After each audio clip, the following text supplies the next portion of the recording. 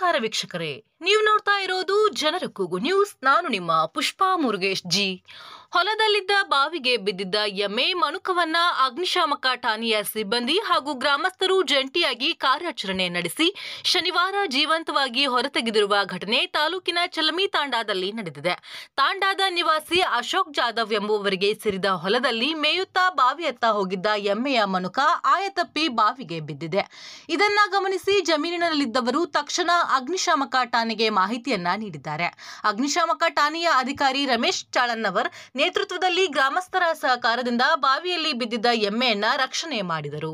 ಕಾರ್ಯಾಚರಣೆಯಲ್ಲಿ ನಾಗೇಶ್ ರಾಠೋಡ್, ಪಿಬಿ ನಾಟಿಕಾರ್, ಸಂತೋಷ್ ಲಮಾಣಿ, ಮಸ್ತಾನ್ ಮುನ್ನಾಗೋಳ್, ನಿಂಗನಗೌಡ ಬಿರಾದರ್, ಶಿವಾನಂದ್ ಭೋವಿ ಮೊದಲಾದವರು ಇದ್ದರು. ಜೀವ ಪಣಕ್ಕಿಟ್ಟು ಜಾನುವಾರು ಜೀವ ಉಳಿಸಿದ ಸಿಬ್ಬಂದಿ.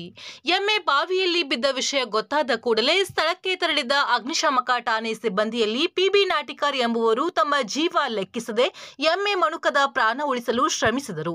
ಇದು ಗ್ರಾಮಸ್ಥರ ಮೆಚ್ಚುಗೆಗೂ ಪಾತ್ರವಾಯಿತು.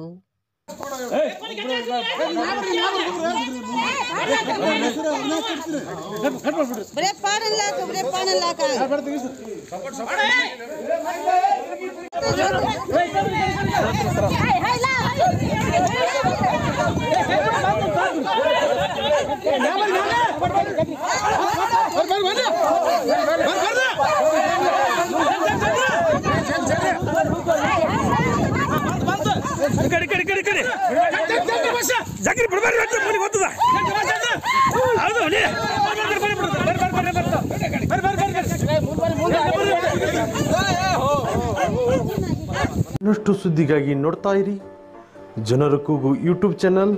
ಇದು ನಿಮ್ಮದೇ ಧ್ವನಿ. ಸಬ್ಸ್ಕ್ರೈಬ್ ಮಾಡಲು ಮರೆಯಬೇಡಿ.